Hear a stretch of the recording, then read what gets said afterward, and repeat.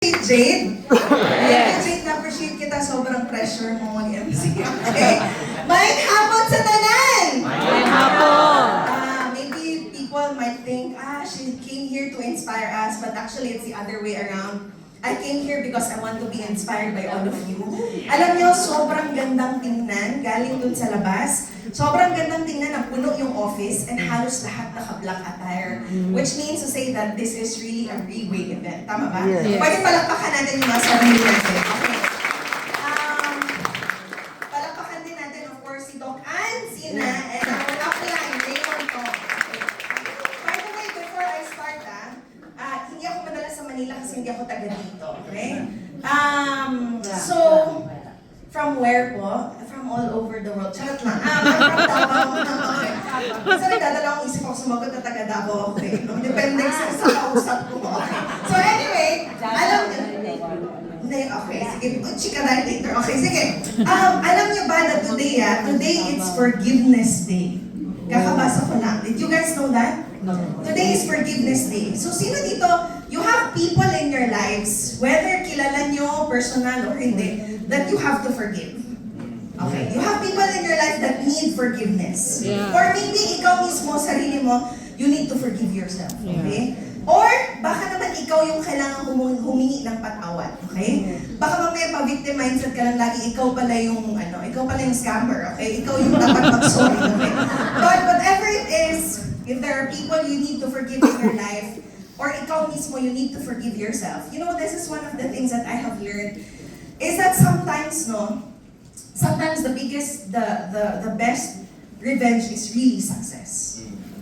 I don't know it's not na ipapamukha mo sa kanila yung success mo, no. But it's because you will have no space, no energy, no time to harbor hatred in your hearts. Tama ba? Alam mo, pag successful ka na, pag kumikita ka na ng pera, you will realize that none of those things matter anymore. Because what matters is you are growing. Okay? So today, can you please, think of that person, or maybe think of yourself, and can you just take this moment to say, I forgive you. I forgive you. Okay, wow, ayan. Mas magaan, di ba? Pwede palakpakan natin yung mga sarili natin. Okay. So, Doc Ansina, I've learned so much. Of course, our upline Raymond Tong never fails to make us understand about the business, right? A lot of times, we always talk about how to succeed in the business, right?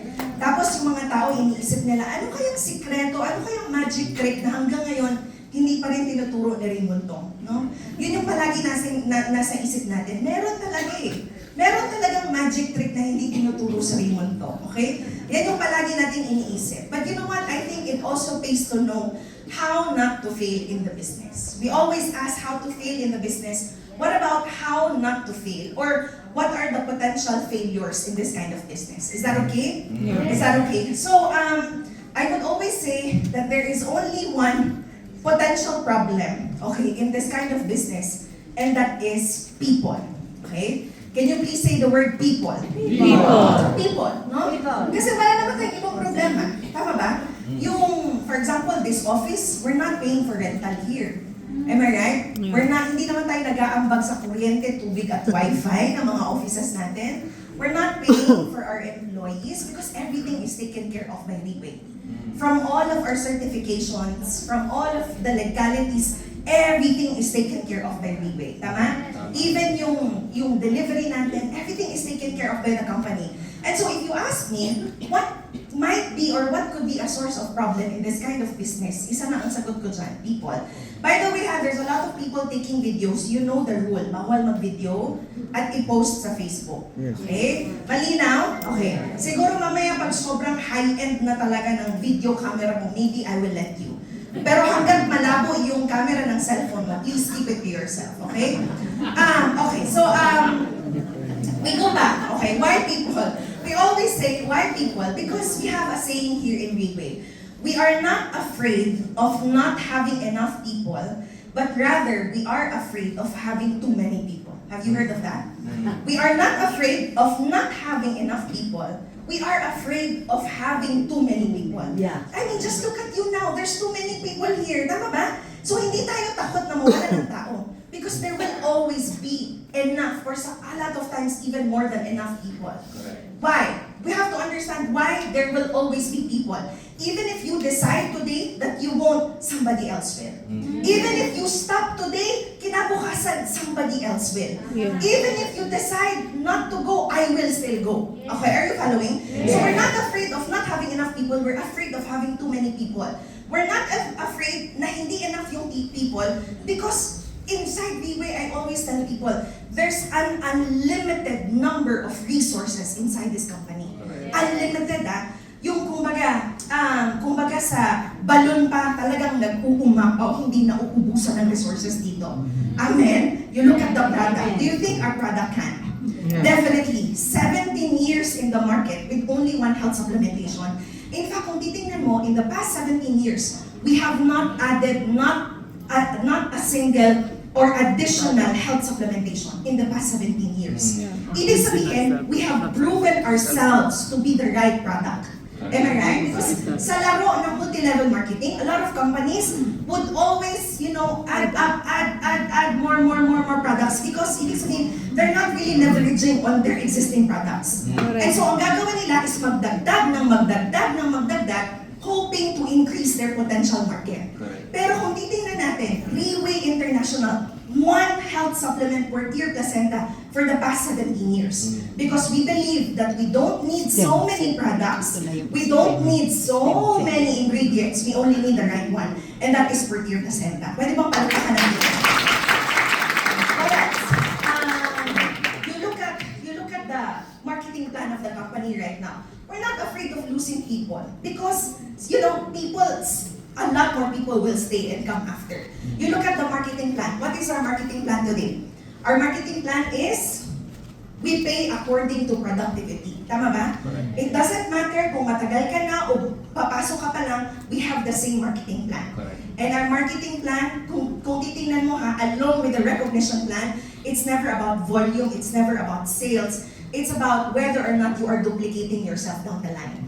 So, ibig sabihin, hindi ito pagalingan magbenta. Okay, tama ba? Kasi referral bonus, that is just one aspect of the marketing plan.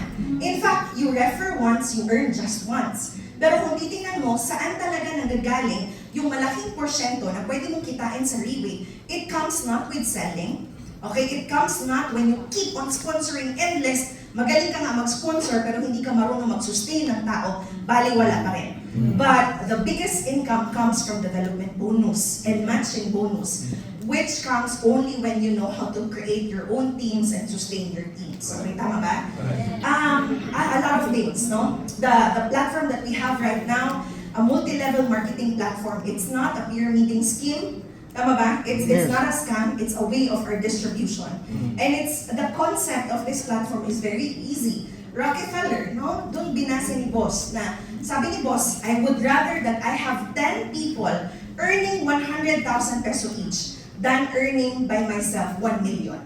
Okay? Are we following? So meaning to say that this platform is built on the success of the people who come. And that is why we are never afraid of not having enough people, because we have enough people. What we are afraid is when we have too many people and we are not accountable and we are not responsible. Okay? So, meaning to say, we have the same product, am I right? Lahat naman siguro tayo iisa lang ng produkto ngayon. Tama ba? Okay, how much is your per tier? Diyan na lang kakatanong, okay? We have the same marketing plan, right? Yes, we have the same events, correct? But the thing is that, no matter, same pare-pareho ang product, platform, marketing plan, but how come not everybody has the same results? Some people, they have bigger teams. Some people have small teams. Some people, they earn so big. Some people, they earn small. Some people, they earn consistently. Some people, they earn one time, big time. Why? It's because what matters the most is the people. Who you follow in the business matters the most. The question now is, are you following the right people in the business? Okay? So, why do I say this? Because a lot of times, we see so much people with so much potential in the business. And a lot of times, overnight, nawawala sila. Because they have so much potential, and yet they don't become successful in the business. Why? Because maybe the person they are following is not good enough. not good enough, okay? So, we always say in Reway, look for an oxygen line. Narinig niyo na ba yun? Meaning to say that you have to set a standard of leadership in front of you, somebody you can follow, somebody you can duplicate, somebody you can look up to, somebody who will mentor you, somebody who will, keep on inspiring you, especially when you have nobody else. So, lahat, kung sino ang upline mo, sino ang leader mo, it really matters. Now, a lot of times when I say this, it becomes a little bit problematic. Bakit? Kasi yung iba iniisip, hala, paano na yung upline ko, wala rin alam sa negosyo, ay hindi na talaga ako magiging successful sa business na to. Paano yun yung upline ko, wala nga dito sa event, hindi nga nag-negosyo, so wala na talaga akong hope dito sa event. Tama ba? It doesn't work that way. The thing is that it is your responsibility to look for somebody, to look for your oxygen line. So for example, you look for Theo, for example, no? And then you say, not enough, okay? Then you look for somebody else up the line, okay? Maybe it's Raymond Tong, okay? Tama ba? Or maybe if you're in my line, you look for Sheen Caro, for example. Sheen, very good leader, tama ba? Yes. Pero sabi mo, ay, not enough, o you go up isang level, maybe you look for Faith Ann. Tapos sabi mo, ay, hindi, pull, hanap ako ng iba, okay? You go to Raymond Tong, okay? Maybe not enough, then, no choice, you have to go to James Chong, our general manager. Okay, good luck. Okay, or if not, still not enough, you think hindi pa rin enough, then anong sabi, you go to the senior directors, IVC, Claudia Ong, Dato Kenny, okay? And still not enough ang taas ng standards mo, okay? You go to Mr. Lingbol ko. Whatever it is, look for somebody you will follow in the business. Correct. The question is, what happens? What happens when you couldn't find any oxygen line anymore? What happens? What happens when you can't find a leader to follow? Then you have no choice. You have to be the leader yourself. Correct. No choice because you have people, right? Correct. And our people deserve to be led well. Mm. See how to become successful in the business.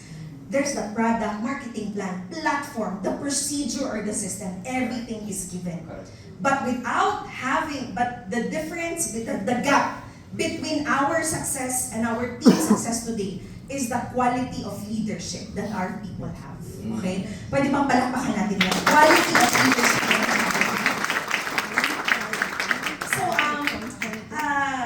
So we learned dun sa people, 6 P's for example, that there are 4 types of people, okay, in the world, not just in this kind of business. We learned that there are people na tinatawag natin na scumbags, okay? So yung scumbags, I tried to look for the closest Filipino word na translation niya, walang direct na translation, but the closest Filipino word na pwede natin ihalin tulad sa scumbag is yung salitang buisit.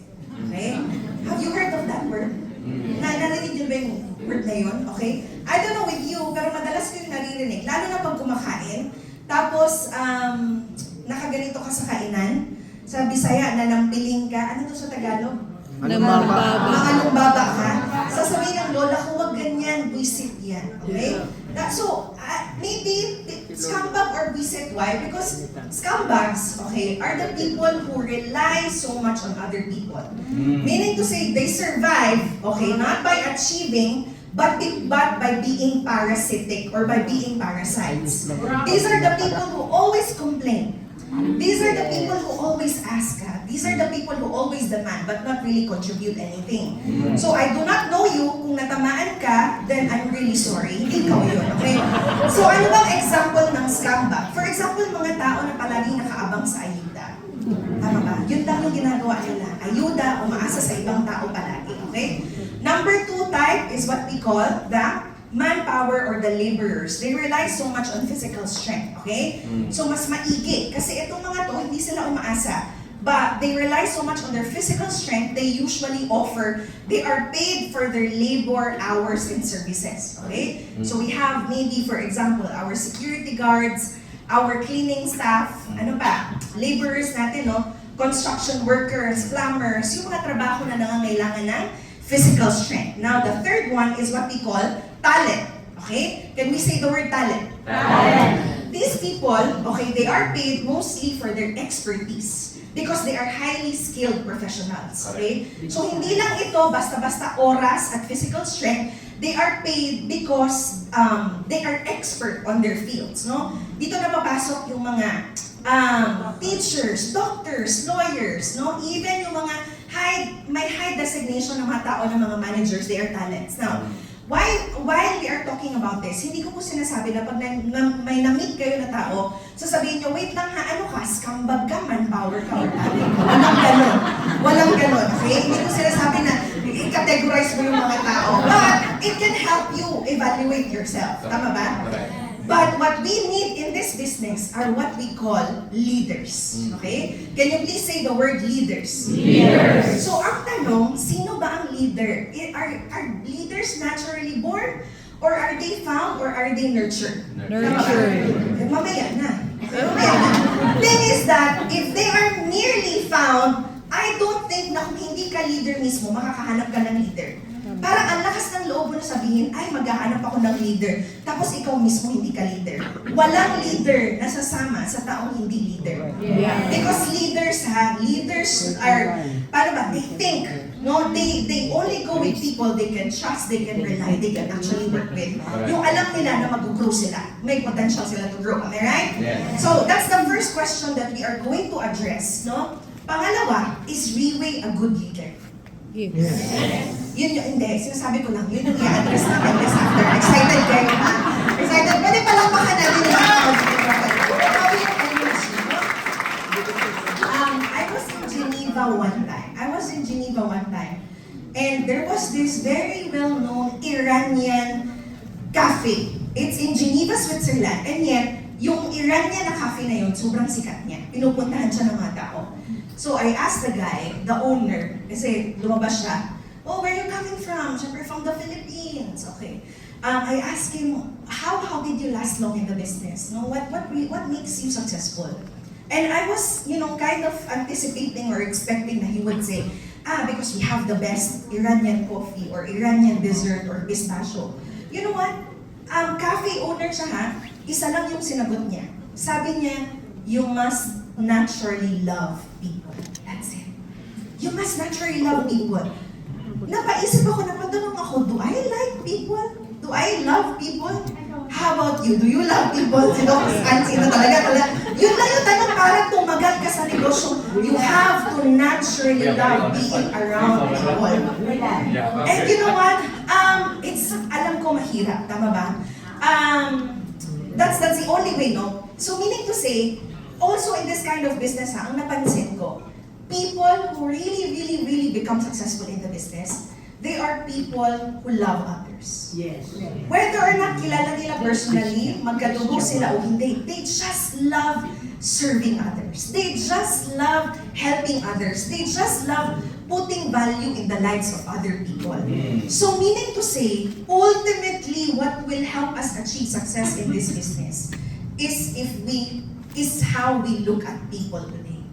Okay? And you know what? Because of Riway, it's really a really special place. Why? Because when we come inside Riway will never look at our current circumstances. Hindi niya titingnan magkano laman ng bulsa natin. Hindi niya titingnan lahat ng nagawa at hindi nagawa natin in the past.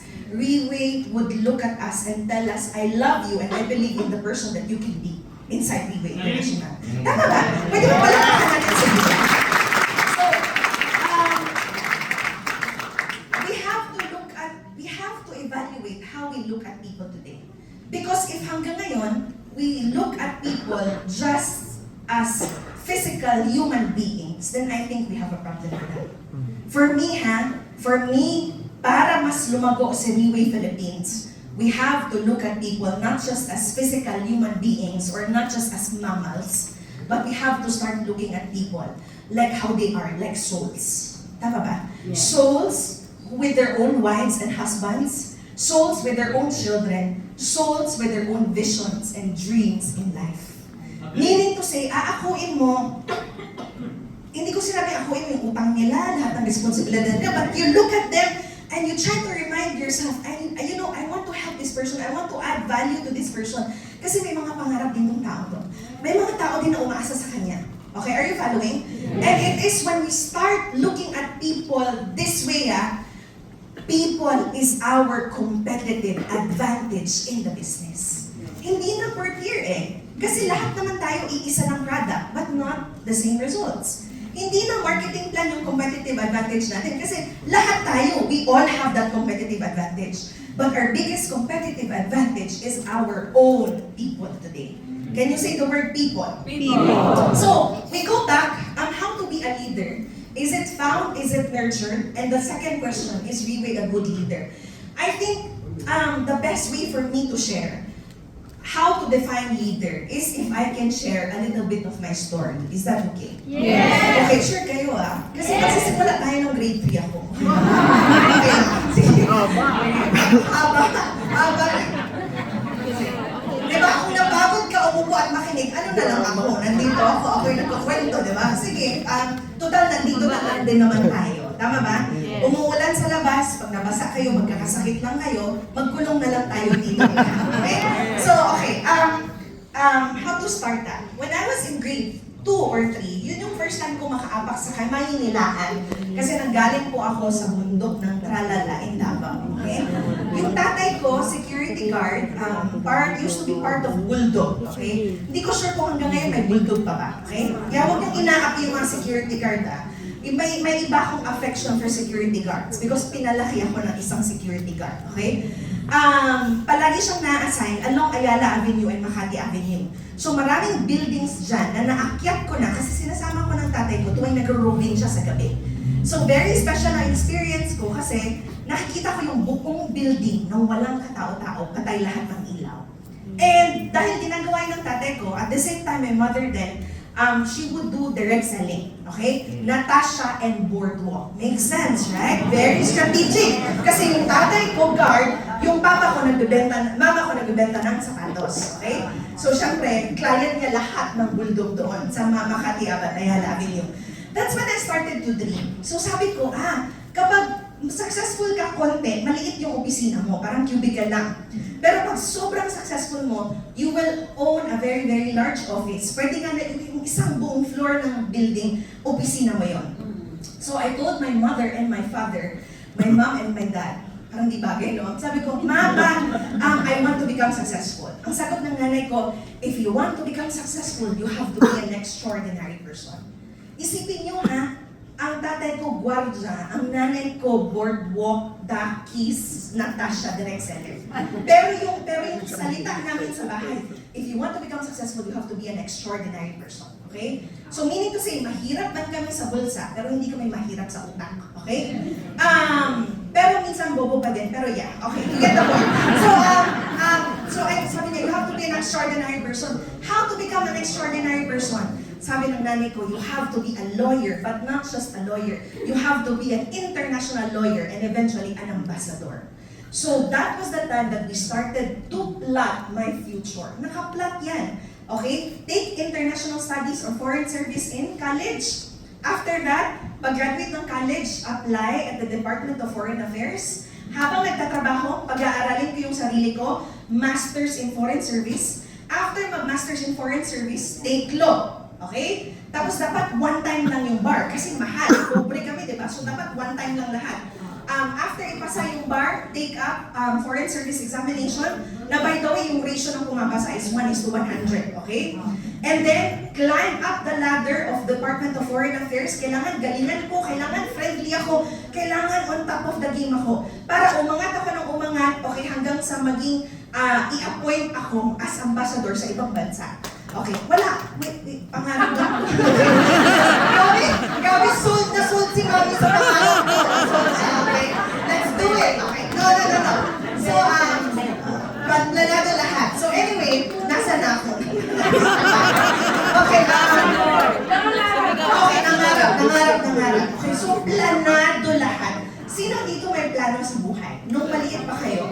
Lahat tayo, di ba? So lahat tayo ng plano. Alam nyo, ang hindi ko plinano is few years later, I would have a bunsong kapatid na congenital defect. May butas sa puso, may katarata, bulag, at may microcephaly.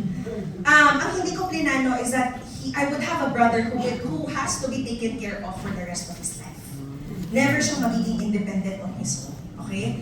Ang hindi ko plinano is that pagdating ko ng high school, yung nanay ko at saka yung tatay ko maghihiwalay. So now, my mother would become a single mother. What I did not plan, okay, is that pag naging single mother pala yung mom mo, sobrang hirap ng buhay. Yeah. Yun yung hindi ko plinano. Ang hindi ko plinano is that when I reach college, although alam ko na yung responsibility ko sa pamilya ko, what I did not plan is to have 2 kids at an early age. What I did not plan is to get married at the age of 18. Okay? Bakit? Kasi dati po, yung birth certificate, yung NSO pa lang, nakalagay dyan legitimate or illegitimate. So napilitan ako magpakasal para legitimate yung mga anak ko sa birth certificate nila. What I did not plan is that after securing a diploma from a good, well-known university, I would still be jobless 3 to 4 years after I graduate from this particular university. So what I'm trying to say is, there's a lot of plans, ang dami-dami natin ginagawa ng plano sa buhay. But the question is, what happens when our plans don't go according to how we plan them? What happens? Anong plano mo kapag yung plano mo hindi natupad? Tama ba? Yeah. So, nung hindi siya natupad, talagang there's no way I would become an ambassador. Not even a lawyer. Not even work at the Department of Foreign Affairs. So I started to recalibrate my dream.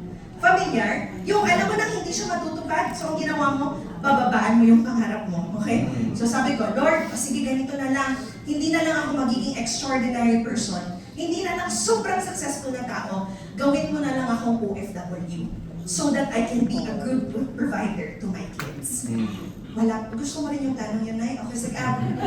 So, the thing is that, ginano ko thing is that, when I was about to give up, just when I was about to give up on my dreams, just when I was about to give up, no? Nakilala namin si Liwei. Hindi natuloy yung pagiging OFW ko as a factory job worker in Taiwan. Because on my first month in the business, I did not earn 100,000. I earned 1 million pesos on my first month. Yes. I am grateful for all of the plans that did not happen. I am grateful for all of the denials. I am grateful for all of the rejections. I am grateful for all of the heartaches. Because Riwei was the only thing in my life that I did not plan. Ito yung wala sa plano. And yet, pagpasok ko ng Riwei, unti-unti nabago yung buhay namin buong pamilya because of Riwei International. So, what I'm trying to say is, I know you have plans. I know you have your own path in front of you. I know, may trabaho ka ngayon na pinag-aralan mo, kumuha ka pa ng 4-degree course. Kasi sinabihan ka ng nanay mo at tatay mo na kapag natapos mo yung schooling mo at nakapagtrabaho ka, yayaman ka. Okay, pero inabot ka na lang ng 20 to 30 years, hindi ka pa rin mayaman. So, na-scam ka, diba? So, I know that all of us have plans. But right now, what I want to ask from you is a chance. To give yourself a chance. To give Riwei a chance. Because I know even if Riwei is not part of your plan, but you are part of Riwei's plan. Yeah. And that is no matter who comes inside this business, if that person is willing to follow, desperate to follow and change his life, you will have definitely an extraordinary life inside Riwei International. So, because I was so desperate, I was so desperate that I said yes to Riwei. Yun lang yung rason ko. Because we had nothing. And when you have nothing, no, there's something surprising na beneficial when you have nothing. Because you will be in a position where you will have no choice. So I started doing Riwei because I had no choice. And because I was so desperate to change my life. So if you ask me, when we talk about leadership, kasi yung topic natin, paano ba maging tamang tao? Okay? If you ask me, it all starts with number 1, knowing how to confront your realities. That's the number 1. If you want to be a leader, start of becoming a leader. Meaning to say, you better evaluate yourselves right now. If you continue to do the things that you are going to do today, will it bring you to your goals and visions? Confront reality and be honest with yourself. No? Kahit pa sabihin mo doon sa taong nag-invite sa'yo, ay, okay lang ako kasi okay ako dito. Kahit pa magsinungaling sa kanya, sinong niloloko mo? Sarili mo pa rin, tama ba? So I think leadership starts with knowing how to confront your realities and being brutally honest with yourself na kaya mong sabihin sa sarili mo na ayoko na, I have to change my ways. And maybe Reway International is the way for you right now. Okay? So when I came, started to earn money, and then I went to Raymond to. Okay? My favorite Raymond to. Sabi ko sa kanya, Raymond, how to become successful in this business? Because, not just because kumita ka, automatic successful ka kagad. Tama ba? Just because you earn one time doesn't mean it will last forever, no? So sabi ko sa kanya, Raymond, how to become successful in the business? Alam niyo yung sagot niya sa akin, Faith, you just need to start taking per tier, take a photo, show your photo, and your life will change forever. With action. With action. Sabay-sabay tayo. Take per tier, take a photo, show your photo, and your life will change forever. Ayun sa kuya rin mo. Sabi ko, tagalogin ko na lang. Sabi ko, ang labo naman kausap nitong Alessandro. Ang labo. Kasi magtitake ka lang ng per tier, tapos mababago na agad yung buhay mo. You know what? That was 8 years ago. Today, 8 years after, when people come to me and ask me how to become successful, I find myself saying the same exact things. You know what? Start taking per tier. Take a photo, show your photo.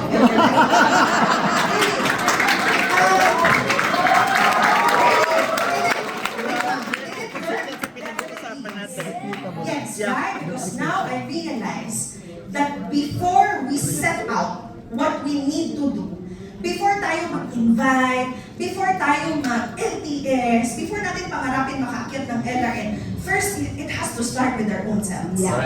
It has to start with it. Leadership, to be a good people, be a good person in this kind of business, it has to start within us. Yeah. Kasi pala, Reway pala is not a selling business, it's a modeling business. Yeah. Can you say the word modeling? Modeling. Meaning to say, before we set out what we are set out to do, before we ask others to do things, first we must do it ourselves. Yeah. Tayo muna. We take per tier. Tama ba? We take care of our own selves first. Correct. Before sila mag-invite, tayo muna. Before sila mag-PPP, tayo muna.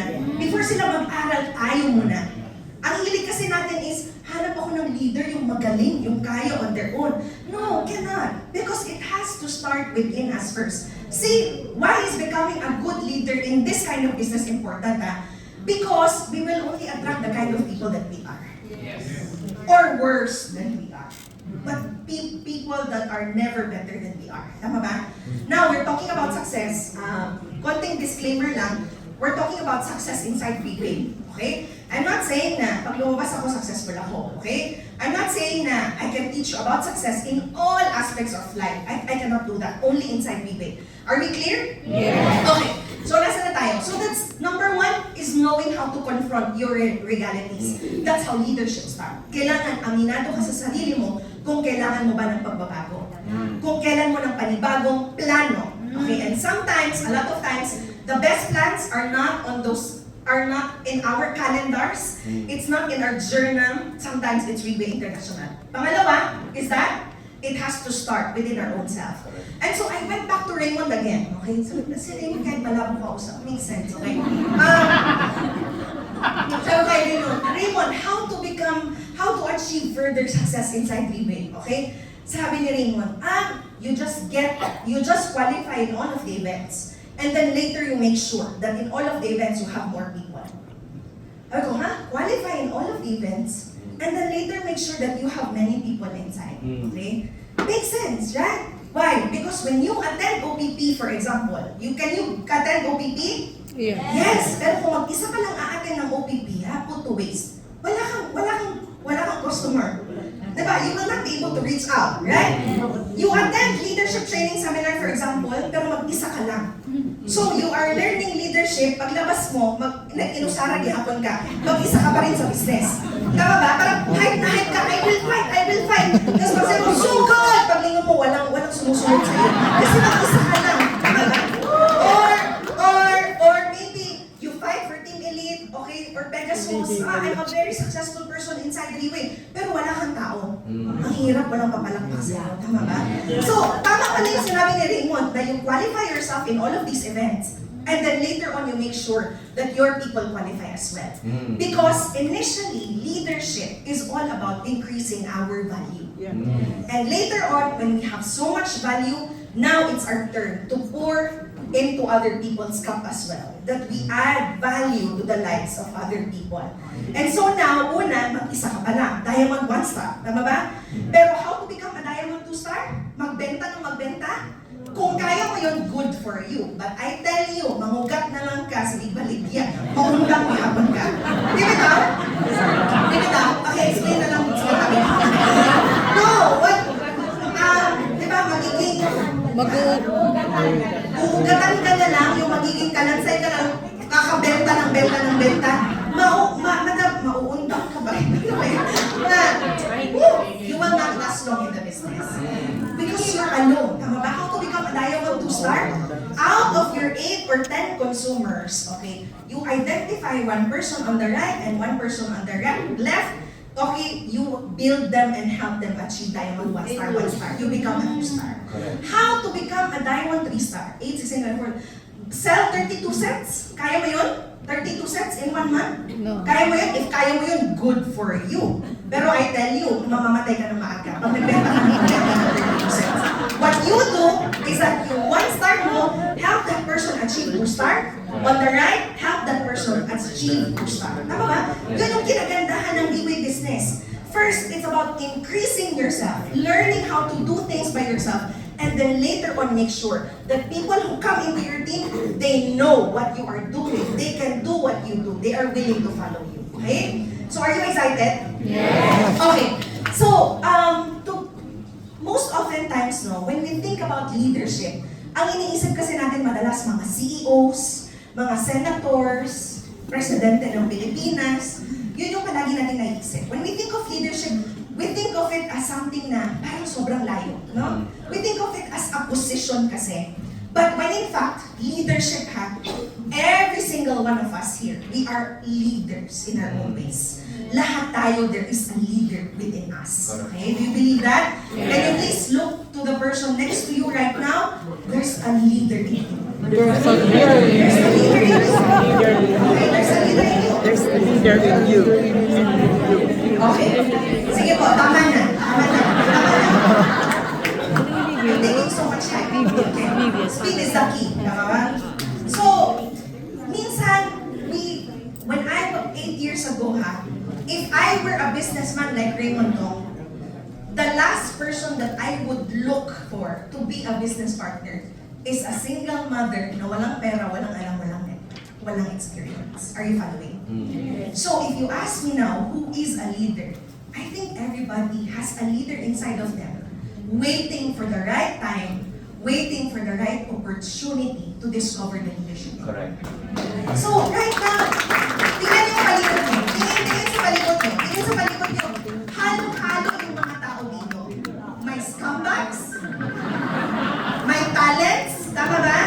May laborers, pero lahat yan pwedeng maging leader sa loob ng leaders.